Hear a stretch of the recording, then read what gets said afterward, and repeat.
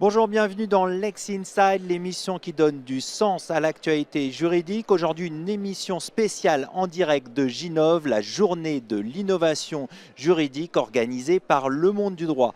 Au programme de ce numéro, on va parler IA générative et droit d'auteur, création ou contrefaçon avec Gérard Haas, avocat fondateur de Haas Avocat. On parlera également de la gestion automatisée des contrats avec Charline Minguet, directrice de projet et LegalOps manager chez Gino LegalTech. Et enfin, on se demandera au final si l'intelligence artificielle est une évolution ou une révolution avec François Giraud, président de la commission innovation et prospective du Conseil national des barreaux. Voilà pour les titres. Lex Insight, c'est parti.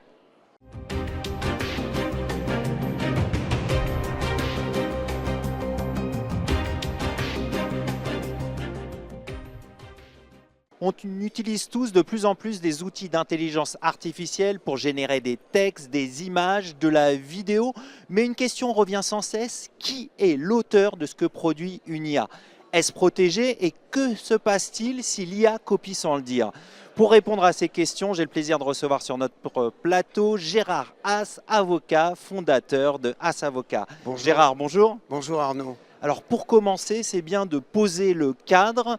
Une œuvre générée par l'IA est-elle protégée par le droit d'auteur?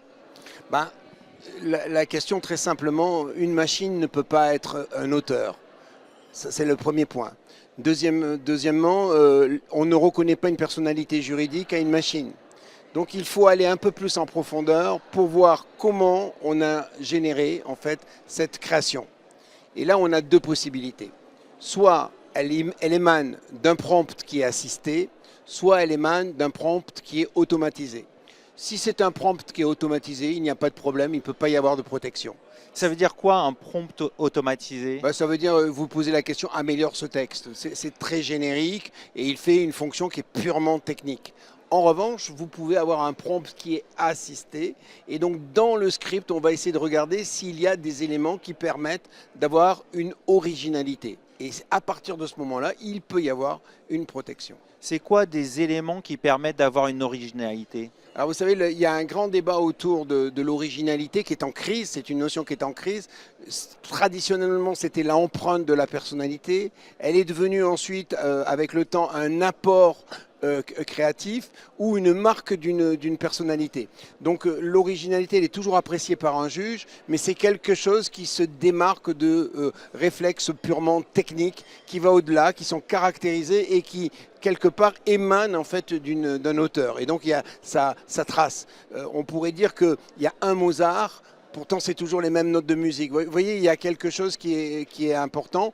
Et puis, vous l'avez vu, il y a une jurisprudence qui est très intéressante autour d'une photographie qui avait été réalisée avec l'appareil d'un photographe par un singe. Et qu'est-ce qu'elle dit alors, cette Elle dit jurisprudence? qu'en fait, un singe, c'est un animal, c'est pas une personne humaine. Et l'appareil, il appartient peut-être à quelqu'un, mais ce qui a été réalisé ne peut pas être protégé par le droit d'auteur.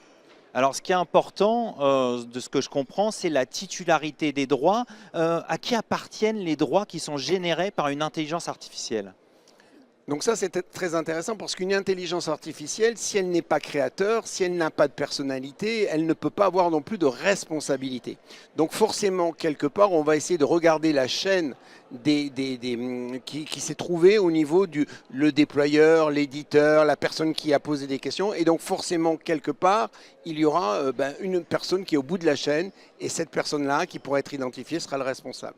Alors, comment on fait justement pour l'identifier, ce responsable? Il va y avoir des éléments caractéristiques? Généralement, si vous voulez, il y a quand même une valorisation de ce qui a été fait. Donc, la personne qui est au bout de la chaîne se déclare comme telle. Donc, on pourrait dire qu'il y a une présomption, si vous voulez, de titularité. Et donc, il y a un élément de responsabilité qui va avec. Après, à lui de montrer, ou à cette personne de montrer que, en fait, c'est pas elle qui est à l'origine ou au départ de la démarche. Et c'est facile à démontrer cela? Généralement, il y a quelqu'un qui revendique en fait une titularité, donc on arrive à le démontrer, oui. Alors il y a une question qui revient sans cesse aussi, c'est la question de l'entraînement des modèles. Les données qu'on injecte pour entraîner les IA, est-ce qu'elles sont aussi protégées? Comment ça se passe si justement on injecte des données qui sont protégées par le droit d'auteur dans une IA? Alors, c'est la vraie difficulté, c'est qu'à la source, il y a des contenus qui étaient en fait ou qui sont protégés par le droit d'auteur. Alors, déjà, il faut distinguer ce qui est dans le domaine public, qui est utilisable, ce qui est plus ou moins des règles techniques et générales, qui sont les règles de l'art aussi et qui sont elles aussi libres de droit. Mais vous avez en fait des contenus qui peuvent être protégés avec des auteurs derrière. Le problème, c'est que là-dessus, aussi bien aux États-Unis qu'en Europe, on a une directive qui permet et qui autorise une dérogation au droit d'auteur qui s'appelle la fouille des données. Et ça veut dire quoi cette exception? La fouille des données, elle permet, si vous voulez, enfin de pouvoir enrichir, entraîner en fait un outil, une intelligence artificielle. Eh bien, s'il n'y a pas d'interdiction de pouvoir l'ingurgiter, eh bien, on peut l'utiliser. Et donc, si vous voulez, jusqu'en 2002, ils ont fait ce qu'ils voulaient, tous les développeurs et les déployeurs d'IA. Depuis 2022, on a la possibilité, depuis que cette directive est rentrée en vigueur, de pouvoir dire qu'on bloque l'utilisation. Et donc, à ce moment-là, on est dans une infraction en pouvant remonter, si vous voulez, les droits. Il y a une décision très intéressante en Allemagne qui est venue montrer que dans des chansons folkloriques, mais qui étaient vraiment identifiées et qui étaient reproduites de manière servile, eh bien, on a pu remonter les 18 chansons, on fait l'objet en disant, ben voilà, vous avez enfreint les règles, etc. Et donc là, il y a bien une contrefaçon. C'est quoi pour vous les enseignements de cette décision? Je pense qu'aujourd'hui, il y a des préconisations à mettre en place, c'est-à-dire que tout auteur qui veut protéger ses contenus doit dire on ne peut pas les intégrer dans une IA et il faut le faire d'une manière le généraliser, ce qui est la protection pour le futur en tout cas et qui permet, si vous voulez, de revendiquer des droits. L'avenir aussi, à mon avis, c'est d'aller vers des droits voisins, une protection peut-être sui generis, qui reconnaîtra non pas ce qui est dans l'entraînement, mais ce qui est sorti, enfin il y a ce qui entre et ce qui sort, s'il y a en fait des éléments qui permettent d'avoir une sortie un peu sophistiquée et qui est caractérisée d'une démarche, il pourrait y avoir des protections. Voilà. Donc aujourd'hui, il faut, selon vous, adapter l'arsenal juridique vers ce que vous proposez? Oui, parce que remonter la chaîne des contrefaçons, un pixel, c'est un pixel, c'est très compliqué. Alors il y avait une tentative qui, à mon avis, n'était pas très sérieuse d'un député qui voulait mettre en place une présomption en disant que par nature tous les contenus étaient originaux et donc ce serait au déployeur d'apporter la preuve que ça n'allait pas. Donc ça aurait limité l'usage de l'IA. Oui, mais c'est pas. Aujourd'hui, il y a l'usage est important. Les gens veulent utiliser l'IA. Tout ce qui la freine n'est pas. Non, il faut justement, on a des moyens de bloquer, de mettre en place des préconisations et j'allais dire aussi que la grande finalité aussi, c'est de constituer des RAG propriétaires dans lesquels chacun va pouvoir aller piocher sur des contenus qui sont, si vous voulez, protégés et sur lesquels on a acquitté des droits pour ne pas avoir de problème. Il faut voir aussi que tous les éditeurs de solutions d'intelligence artificielle ou de systèmes d'intelligence artificielle passent des accords avec Le Monde, avec les journaux, etc., de telle manière à éviter les problèmes. J'allais dire qu'il y a un gros débat qui est peut-être, à mon avis, du bluff, c'est-à-dire qu'on attaque par la contrefaçon en sachant très bien qu'on ira sur le plagiat ou la concurrence déloyale, mais c'est pour faire une pression dans le cadre de négociations. Voilà. D'accord, c'est ça pour vous le bluff? C'est juste pour faire pression? Moi, je pense que c'est légitime en fait de trouver qu'on pille des systèmes, mais vous avez des dérogations qui les autorisent. Vous avez aussi les mêmes dérogations au niveau des responsabilités demain sur les produits défectueux. Donc en fait, si vous voulez, il faut avoir une approche sérieuse de la problématique et si vous voulez être, j'allais dire, à une longueur d'avance. Donc il y a aujourd'hui des moyens à mettre en place. Peut-être que il faudrait réfléchir véritablement à créer une licence globale, une licence légale pour pouvoir utiliser, ce qui simplifierait la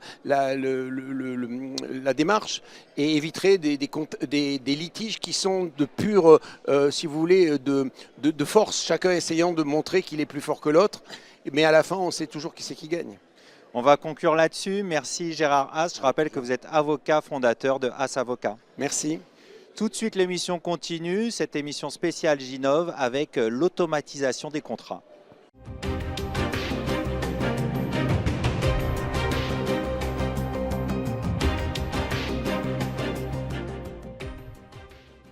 On poursuit ce Lex Inside spécial Ginov, événement organisé par Le Monde du Droit. On va parler de gestion automatisée des contrats avec mon invité Charline Minguet, directrice de projet LegalOps Manager chez Gino LegalTech. Charline Minguet, bonjour. Bonjour Arnaud, merci beaucoup de m'accueillir. Alors pour commencer, c'est bien d'avoir une définition. De quoi parle-t-on quand on parle de gestion automatisée des contrats ? Alors la gestion automatisée des contrats, c'est un sujet qui est très vaste et très important pour notamment les directions juridiques. D'ailleurs, je préfère pas parler de contrat, mais de documentation contractuelle, parce qu'on peut également y voir des PV de recettes, toutes les documentations corporate qu'on peut avoir, des courriers, etc. Donc l'objectif, c'est vraiment de structurer et de piloter tout l'ensemble du cycle de vie des contrats. Et d'ailleurs, la meilleure manière de le faire, c'est de se doter ou d'implémenter dans sa direction juridique un outil de CLM, donc de Contract Lifecycle Management, comme Gino LegalTech. Donc on sait très bien que le contrat, c'est un actif qui est stratégique pour la société. Il engage du chiffre d'affaires, des obligations. Il engage également des délais, des pénalités, ce genre de choses. Donc l'objectif d'un CLM, c'est vraiment de pouvoir générer des contrats à partir des modèles qui sont sécurisés, qui sont structurés, de pouvoir collaborer efficacement. C'est de pouvoir avoir un cycle de validation des contrats qui est également déjà prédéfini et qui est sécurisé, d'avoir un outil de signature électronique qui est intégré pour plus chercher la dernière version du contrat à droite, à gauche, et également de pouvoir centraliser et exploiter la data. C'est une des choses les plus importantes, de pouvoir exploiter la data pour ne plus avoir juste un outil qui stocke, mais pouvoir piloter ces contrats. Alors vous l'avez dit, c'est un enjeu important pour les directions juridiques. Pourquoi c'est un enjeu stratégique ? Alors, parce que le contrat, c'est vraiment au cœur de la stratégie de la société. On voit souvent le contrat un peu comme un document juridique, mais en fait, c'est vraiment un document d'entreprise, parce que dans beaucoup d'organisations, les contrats vont être dispersés et c'est là qu'on crée du risque. On ne connaît pas ses échéances, on ne sait pas quelles clauses sont en dehors de la politique contractuelle de la société, donc sont à risque. Donc, le risque en fait, de la société devient invisible jusqu'au moment où il se manifeste, mais là, c'est trop tard. Donc c'est bien d'avoir un outil qui centralise tous ces sujets. Oui, c'est exactement ça, de pouvoir centraliser et surtout de rendre la donnée vraiment accessible en fait, pour la direction juridique. De leur permettre de ne pas subir les choses, mais de vraiment pouvoir piloter en amont, d'anticiper, de structurer et de pouvoir apporter directement toutes les réponses à toutes les parties prenantes du contrat, que ce soit la direction générale, mais également la direction opérationnelle, la finance, etc. Donc c'est vraiment l'objectif. Pour aller un peu plus loin et être dans le concret, pour pouvoir justement piloter, structurer la donnée comme vous venez de le dire, comment ça fonctionne réellement un outil d'automatisation des contrats ? Alors, un outil d'automatisation des contrats, je vais parler de Gino, qui est celui que je connais bien, ça va permettre de vraiment gérer, comme on le disait, tout le cycle de vie du contrat. Donc la première étape, c'est vraiment en fait sous forme de piliers, c'est 4 gros piliers, on va dire. Le premier pilier, c'est vraiment d'avoir des templates, des modèles automatisés, que ce soit des clauses ou des contrats structurés. Ça permet aux opérationnels, aux juristes, de pouvoir produire des contrats à partir de questionnaires qui ont déjà été préétablis en amont, donc qui sont tout à fait sécurisés et surtout de gagner du temps dans la production de ce contrat. Ensuite, on va avoir tout l'aspect qui est lié au workflow et à la signature. Donc ça va permettre aussi d'avoir des flux de validation qui sont prédéfinis, donc sécurisés. Validation du métier, du juridique, du financier, de la direction générale, puis envoi en signature électronique via un outil. Et donc, comme on le disait tout à l'heure, pas de risque d'avoir une version signée qui est perdue, puisque toutes les versions sont directement enregistrées dans l'outil. Donc on va avoir une traçabilité de tout le workflow. C'est exactement ça. Dater, qui a fait quoi, à quel moment. Et ça, c'est un autre d'ailleurs des piliers pour moi du CLM, c'est justement d'avoir cette traçabilité dans toutes les actions qui sont menées. Un autre pilier dont on peut parler, c'est l'exploitation de la donnée. C'est de rendre la donnée lisible, exploitable, centralisée pour toute la société. C'est que le juriste, en quelques clics, il puisse retrouver quel contrat s'applique sur quelle partie, j'en sais rien moi, si c'est une entreprise internationale, sur quelle partie du globe, quels engagements ont été pris, quel CA est engagé à quel moment de l'année. Et ça, c'est fondamental parce qu'on peut avoir sur un volume important quand on est sur un groupe international, par exemple. Oui, exactement. Et d'être capable aussi d'identifier les risques dans les contrats, parce qu'on a toujours ces standards, mais on ne peut pas se dire, OK, moi, mon contrat, il sera toujours signé selon mes standards. On sait très bien que dans une négo contractuelle, il y a des dérives. Donc le but, c'est de pouvoir identifier où sont les dérives. Et il y a un quatrième pilier qu'on pourrait citer qui est très en vogue aujourd'hui, c'est l'IA, l'intelligence artificielle, qui est intégrée à beaucoup d'outils et qui est un vrai pilier aujourd'hui pour pouvoir aller plus vite, sécuriser, que ce soit les négos contractuels, que ce soit résumer des contrats, que ce soit comparer un contrat tiers à un contrat qu'on a dans nos standards et dans notre société. Et tout ça, nous, avec Gino, on le fait et on essaye de rendre les choses vraiment le plus facile possible à utiliser pour les juristes parce qu'on intègre notre IA directement dans Word.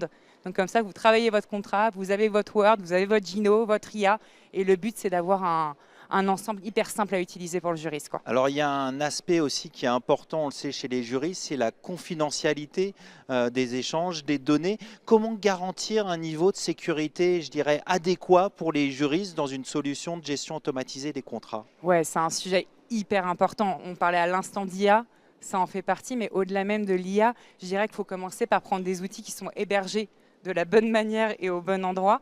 Des outils souverains, par exemple? Exactement, avec des hébergeurs qui sont, on appelle c'est SecNumCloud. Donc nous, par exemple, c'est ce qu'on fait. On est vraiment labellisé SecNumCloud et on a 2 offres d'hébergement pour vous expliquer un peu. On va avoir une offre sur OpenAI et une offre avec sur OpenAI, sur Microsoft Azure et une offre avec OVH. Comme ça, on offre à nos clients la possibilité d'avoir un cloud qui est souverain et français. Donc ça, c'est déjà un premier point qui est hyper important quand on choisit et quand on prend un outil. Après, il y a l'outil en tant que tel aussi, la structuration de l'outil. C'est-à-dire qu'il faut avoir un outil qui vous permet de faire des zones de confidentialité.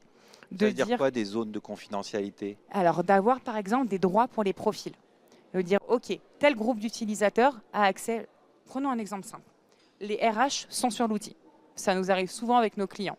Mais il est hors de question que les opérationnels voient les contrats de travail du reste de la société. Donc, il faut pouvoir créer des zones, siloter en fait l'outil pour qu'il y ait vraiment des zones par secteur, par service, par entité, peu importe. Mais il faut avoir cette démarche quand on choisit un outil. Et je pense qu'aussi, il faut prendre des outils qui vont vous garantir vous donner des certifications, comme avoir un outil qui est certifié auprès de l'ANSSI. Ce qui va être le cas de Gino par exemple, ou prendre des outils qui vont être 100% compliance au Data Act, à l'IA Act, à NIS 2, ce genre de choses, et faire attention à l'IA qui est utilisée aussi.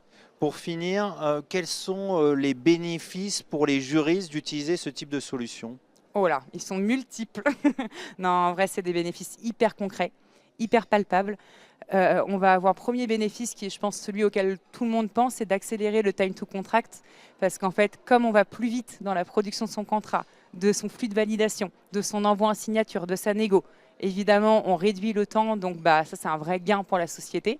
On sécurise aussi l'accès au contrat en mettant des règles qui doivent être respectées par tous. Donc, ça, c'est aussi très important. Autre élément concret et palpable, on va avoir l'accès à la data, l'accès à la donnée, de pouvoir, ce qu'on disait, ne plus subir les échéances ou subir les risques, mais les anticiper, les piloter. Le véritable objectif, c'est de remettre la direction juridique au centre des décisions stratégiques. C'est hyper important. Moi, je suis juriste d'origine, j'ai travaillé longtemps en direction juridique et je n'ai pas envie qu'on voit les juristes comme une fonction support. Et en leur donnant un outil comme un CLM qui leur permet de piloter leurs données, on leur donne vraiment le moyen d'être au cœur des décisions, quoi. Ce sera le mot de conclusion. Merci Charline Minguet. Je rappelle que vous êtes directrice de projet LegalOps Manager au sein de Gino Legal Tech. Merci Arnaud. Tout de suite, l'émission spéciale Ginov continue. On va se demander si finalement l'intelligence artificielle est une évolution ou une révolution dans la pratique du droit.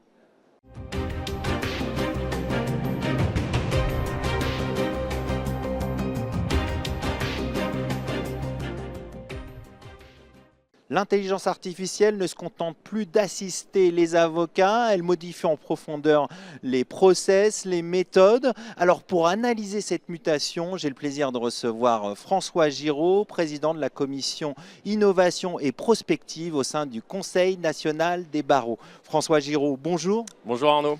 Alors on sait que l'intelligence artificielle irrigue partout le droit. Un petit état des lieux, quel est l'impact aujourd'hui de l'intelligence artificielle dans la pratique du droit?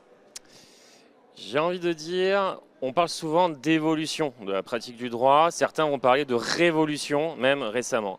Moi, je préfère dire que c'est un changement de paradigme. Pourquoi? Parce qu'au final, et ça fait déjà 2 ans que je travaille sur ce sujet, on voit qu'avant, on avait un triptyque. On fait de la recherche, ensuite on analyse et après on fixe de la stratégie sur la base des données qu'on avait récoltées. Et ça, jusqu'à aujourd'hui, c'est l'humain, c'est l'avocat, c'est les équipes qui le faisaient.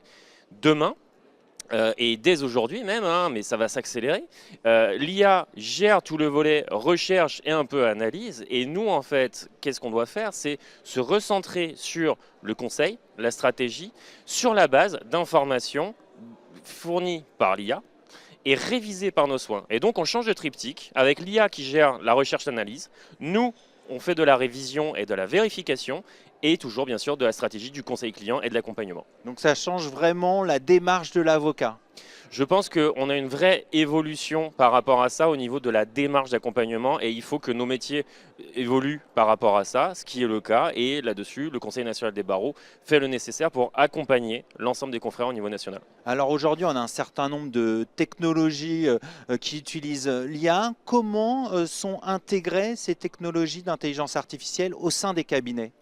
Alors, ça va dépendre exactement des cabinets, de la taille et des pratiques. Par exemple, un confrère qui va être avocat solo à Brive ne va pas avoir les mêmes usages qu'un avocat qui fait du droit des affaires dans un big anglo-saxon à Paris, dans du M&A, ou moi, par exemple, cabinet Fidal, avocat à Montpellier avec mon équipe pluridisciplinaire droit des sociétés, on va avoir des cas d'usage différents.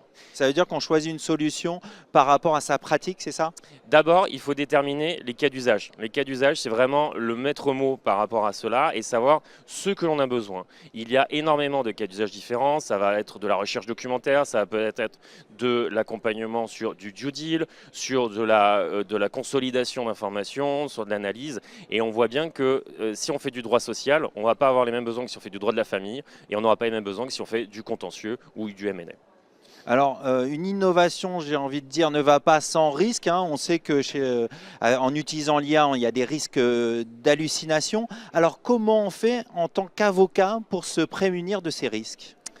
L'essentiel, c'est notre déontologie. On le sait, on est une profession libérale réglementée. Le socle et notre colonne vertébrale, c'est notre déontologie, c'est notre secret professionnel. Et en fait, par rapport à cela, ça a un corollaire, c'est notre responsabilité. Et donc, on a un devoir qui est, à partir du moment où nous avons une intelligence artificielle, comme je le disais tout à l'heure, on a besoin de réviser, vérifier impérativement ce que dit l'intelligence artificielle afin de pouvoir fournir de la donnée sûre, avoir une argumentation fiable auprès des juridictions ou des confrères et faire en sorte de respecter notre déontologie, notre serment. Parce que vous engagez votre responsabilité. Exactement. Et il y a un autre aspect qui est important, c'est la formation. Parce que je dirais le niveau d'expertise de l'intelligence artificielle est différente selon les avocats, selon leur seniorité, leur connaissance des outils. Alors comment on fait pour accompagner le changement? Alors l'accompagnement au changement, c'est un grand chantier. On peut parler de formation dans un premier temps, c'est ce qui était évoqué, et je pense que là-dessus, la formation est un vecteur essentiel. C'est-à-dire que l'accompagnement au changement, ça va être global, il va y avoir une volonté, on va dire, d'acculturation des confrères, et c'est ce que le Conseil national des barreaux a fait avec 2 rapports en 2024 et en 2025, mais surtout, et ça c'est la phase 2, on essaye d'accompagner surtout les confrères par rapport aux cas d'usage, aux nouvelles compétences qu'il va y avoir, et donc d'aller sur de la formation en fac et en école d'avocat. Concrètement, comment vous les accompagnez sur ces formations? C'est le CNB lui-même qui organise ces formations ou vous les accompagnez en finançant ces formations? Pour l'instant, plusieurs axes de travail sont sur la table.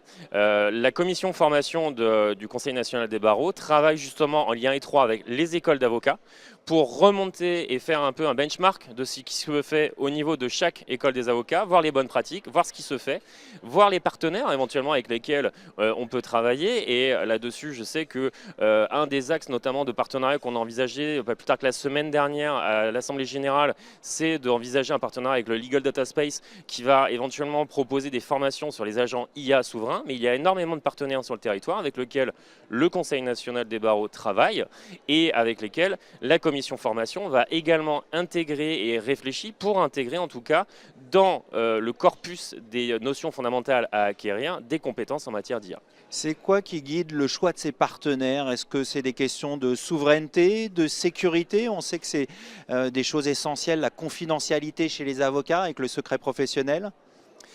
Le choix, par exemple, vendredi dernier, de réfléchir à un partenariat, notamment en termes de formation avec le Legal Data Space, c'est notamment l'enjeu de souveraineté. On le sait, la souveraineté, c'est un enjeu majeur pour nous parce que pas plus tard qu'il y a 5 minutes sur la conférence à l'instant, on parlait de la problématique des outils qui sont fournis actuellement sur le marché, qui sont des outils anglo-saxons.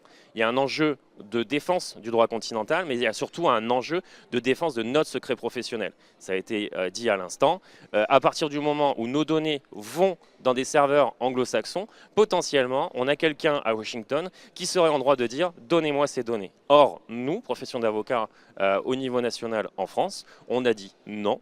Notre souveraineté est majeure, elle est essentielle, et le fait de conserver la gestion et la maîtrise de ces données est un vraiment enjeu de souveraineté, mais au-delà du volet secret professionnel, c'est un enjeu pour l'état de droit, pour la démocratie, parce que nécessairement, si on préserve notre secret professionnel, on préserve aussi l'intérêt des clients et le rôle de défenseur de l'état de droit qu'est l'avocat. Alors vous parlez de l'intérêt des clients, justement, avec ces outils, est-ce qu'il n'y a pas aussi un changement dans la relation client où vos clients peuvent avoir accès via l'intelligence artificielle à un certain nombre de réponses juridiques? Alors quelles sont les conséquences dans la relation client, dans le changement des relations clients avocat-juriste? Il y a vrai changement, mais qui se ressent dès aujourd'hui. J'ai envie de distinguer d'un côté les particuliers, de l'autre côté les professionnels, parce que ce n'est pas du tout la même vision. Lorsqu'on a des particuliers, maintenant, à chaque fois, on est challengé par une IA, c'est-à-dire qu'on va envoyer des informations au client, une consultation, des écritures, et il va forcément le donner à manger à l'IA, ce qui est contraire bien sûr au secret professionnel, mais ce n'est pas de notre fait. Et ensuite, il va nous envoyer un compte-rendu fait par ChatGPT notamment, sans changer la typographie au passage, pour nous challenger sur nos écritures. OK, dont acte. On voit que ce n'est pas forcément très pertinent. Pourquoi ce n'est pas très pertinent? Parce que souvent, les particuliers, quoique j'ai eu des cas quand même où c'était assez précis, c'était très intéressant de pouvoir améliorer cette discussion et cet échange avec le client. Donc on voyait qu'on avait un vrai gap en termes d'échange. Mais sinon, malheureusement, les clients orientent mal les questions, mauvaise orientation au niveau du prompt et donc mauvaise réponse. Et la deuxième catégorie, c'est plutôt les professionnels.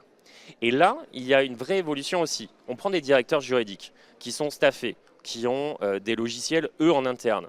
Nous, en face, cabinet d'avocats, on doit pouvoir être en mesure d'avoir à minima les mêmes outils, mais surtout de pouvoir être davantage challengé sur notre prestation de service, sur ce que l'on fournit comme conseil. Et donc, ça améliore cet échange, ça améliore la discussion avec le client. Et donc, j'ai envie de dire, ça fluidifie, c'est encore plus intéressant. On va conclure là-dessus. Merci François Giraud. Je rappelle que vous êtes président de la commission Innovation et Prospective au sein du CNB. Merci. C'est la fin de cette émission spéciale Ginov. Merci de votre fidélité. Restez curieux et informés. À demain sur Be Smart for Change.